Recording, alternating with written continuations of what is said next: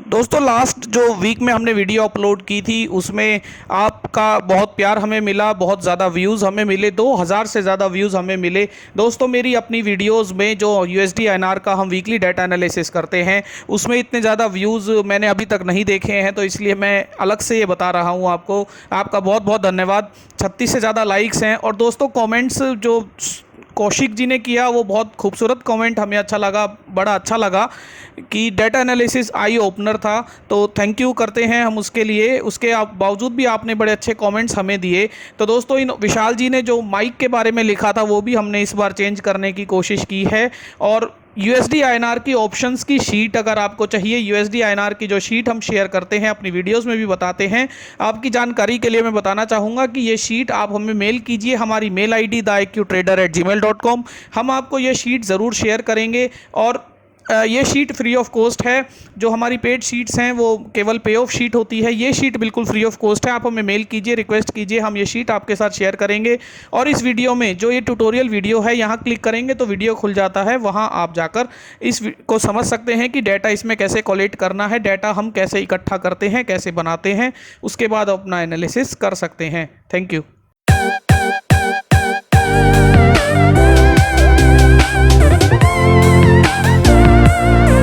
नमस्कार दोस्तों, स्वागत है आपका आपके अपने YouTube channel the AQ traders में। दोस्तों आज के वीडियो में हम USD INR के बारे में चर्चा करेंगे, जानेंगे डाटा और चार्ट की मदद से। दोस्तों आगे बढ़ने से पहले मैं आपको बताना चाहूँगा कि ये वीडियो हमने अभी रिसेंटली अपलोड की है, देखिए 1 घंटा पहले अपलोड की है। मेंबर्स ओनली वीडियो है। OTM कैलेंडर डेबिट स्प्रेड हमने बनाया था। ये पोजीशन मैं आपको दिखा देता हूँ। पोजीशन आप देख लीजिए, ये पोजीशन हमने बनाई थी, लास्ट डे हमने अपडेट की थी। इस पोजीशन में अभी जो भी प्रॉफिट लॉस होगा, अब पॉइंट ये है कि इस पोजीशन को बनाने में जो आइडिया था, जो थॉट प्रोसेस था, वो हमने इस वीडियो में बताने की कोशिश की है, शेयर किया है कि आगे भी भविष्य में आप USD INR हो या निफ्टी हो, बैंक निफ्टी हो, किस तरीके से आप किस थॉट प्रोसेस के अंडर आप ये पोजीशन बना सकते हैं। तो दोस्तों ये मेंबर्स ओनली वीडियो है और आप ज्वाइन बटन से हमारी मेंबरशिप ज्वाइन कर सकते हैं, जो कि अभी सिंपली 89 रुपीज़ पर मंथ पर है। तो दोस्तों हम आगे भी अपने चैनल पर अपनी वीडियोस के माध्यम से या अपने अपडेट्स के माध्यम से अपने मेंबरशिप में आगे भी पोस्ट डालते रहेंगे।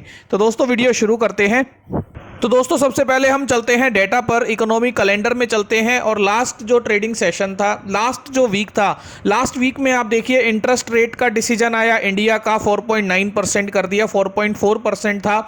उसके बाद यूएसडी में इनिशियल जॉबलेस क्लेम आया अमेरिका में, जो कि एक्सपेक्टेड से बहुत ज़्यादा नेगेटिव रहा। और मेन जो डेटा आया वो फ्राइडे को CPI का डेटा आया, मंथ ऑन मंथ बेसिस पे जो उनका एक्सपेक्टेशन था उससे ज़्यादा आया। और इसी ने दोस्तों क्लोजिंग आवर्स में, इंडियन क्लोजिंग आवर्स के बाद इसने ही USD INR में एक भूचाल सा ला दिया, जो अब हम मंडे को एक्सपेक्ट कर रहे हैं कि वो गैप अप खुलेगा।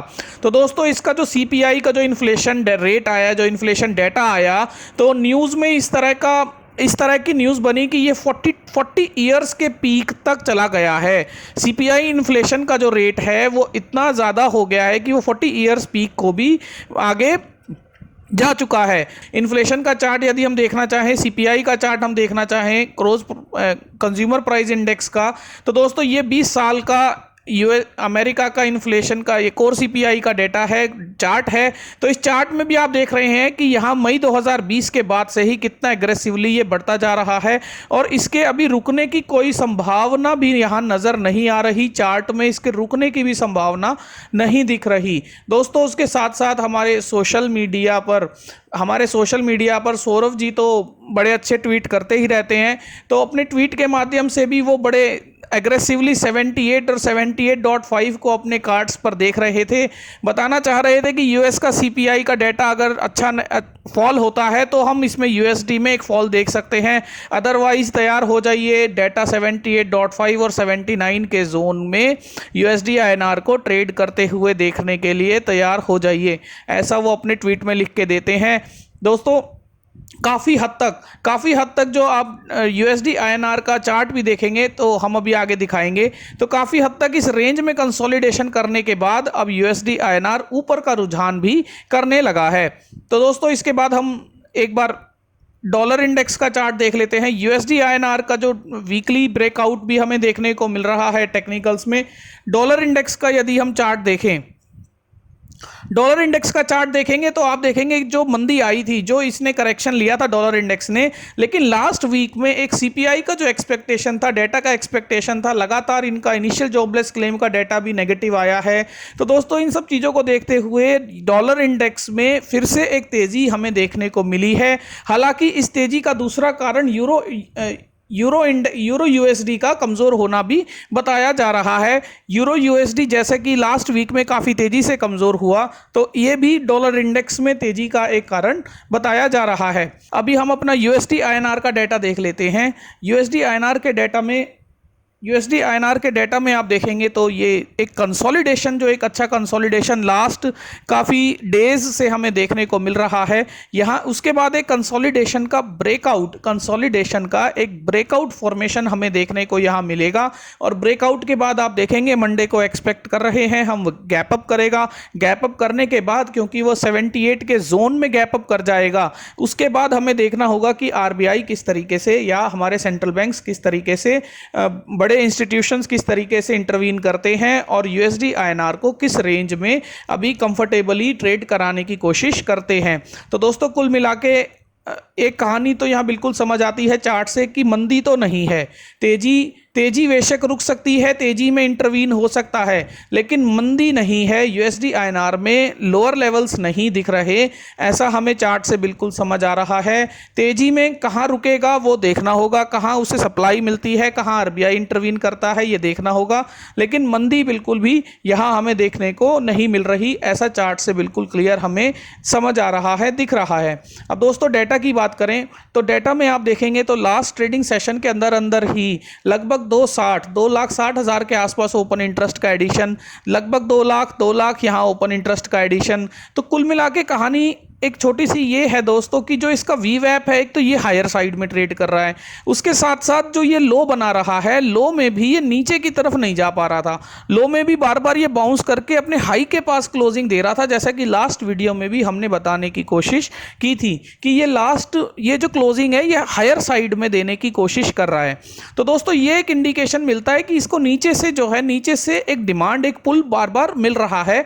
हालांकि आरबीआई इंटरवीन करता है, इंस्टीट्यूशंस इंटरवीन करते हैं, इसे नीचे ले जाने की कोशिश करते हैं, यहाँ एक सप्लाई देने की कोशिश करते हैं। 77.8 के जोन में इसे सप्लाई देने की कोशिश की जा रही थी, 0.9 के जोन में, लेकिन उसके बावजूद ये पिछले कुछ दिनों से आप डेटा में भी देखेंगे तो 77.75 को भी नीचे की तरफ ये ले जाने में सक्षम नहीं हो पा रहे थे, यानी 77.5 भी दूर की स्ट्राइक हो गई, 77.75 भी अभी बीट नहीं कर पा रहे थे। तो दोस्तों यहाँ से एक अनइंटेंशनल डिमांड, मतलब कि कोई डिमांड तो है नीचे की तरफ, बार बार जो इसको पुल करने के बावजूद ये ऊपर की तरफ आ जाता है, उस तरीके की डिमांड यहाँ देखने को मिल रही है, एक पुल देखने को यहाँ मिल रहा था। अब दोस्तों ऑप्शंस के चार्ट में हम देखेंगे तो ऑप्शंस के चार्ट में बुल्स के लिए केवल एक पॉजिटिव चीज़ है कि यूएसडी आईएनआर में 78 में सबसे हाईएस्ट ओपन इंटरेस्ट अभी चल रहा है, जो कि 4 लाख के आसपास में चला गया है, सबसे बड़ा बार 78 का चल रहा है। तो उम्मीद ये भी जताई जा सकती है कि अगर यूएसडी आईएनआर में कंट्रोल लिया जाएगा तो उसे 78 के नीचे एक बार ले जाने की कोशिश बिल्कुल की जाएगी, फिर से की जाएगी। केवल एक ये डेटा बुल्स के फेवर में अभी नज़र आता है, बियर्स के फेवर में अभी नज़र आता है, मैंने बुल्स बोला उसके लिए क्षमा चाहूंगा। बियर्स के फेवर में अभी एक डेटा यही नजर आता है, जो ये कॉल राइटिंग है, जो 4 लाख के आसपास पोजीशन चली गई है। हालांकि सारा डेटा उसके बाद आप देखेंगे तो ऊपर की तरफ पोजीशन में, ऊपर की तरफ 78.5 की तरफ ही डेटा को ऐड किया जा रहा है, यानी जो रेजिस्टेंस क्रिएट किया जा रहा है, सप्लाई क्रिएट की जा रही है, वो 78.5 तक चली गई है, 78.5 तक ले जाने की कोशिश की जा रही है। नीचे की तरफ पुट में जो सपोर्ट है वो ऊपर की तरफ 77.75 की तरफ हमें शिफ्ट होता हुआ नजर आया है। अब आप ओपन इंटरेस्ट का डाटा एक बार नज़र डालेंगे 77.5 पर क्या चेंजेस हुए हैं, तो आपको खुद समझ आएगा कि जैसे कॉल थी और हमने जब सेशन ट्रेड करना शुरू किया था तो लगभग ये सिमिलर थे। पुट रेशियो 1.23 था पीसीआर। अब आप देखिए कॉल तो लगभग 1.67 के आसपास ही रह गई, लेकिन पुट में देखिए आप 2 लाख से 34 लाख तक पुट चली गई, 35 लाख तक चली गई। तो पुट में कितना हैविली एडिशन होता चला गया। कॉल इन द मनी होने के बावजूद कॉल में डेटा बिल्कुल सिमिलर रहा।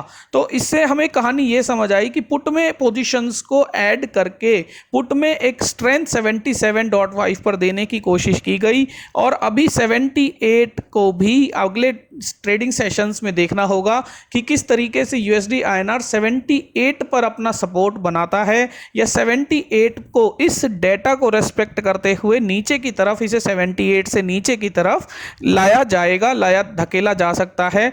ये हमें अगले ट्रेडिंग सेशन में देखना होगा।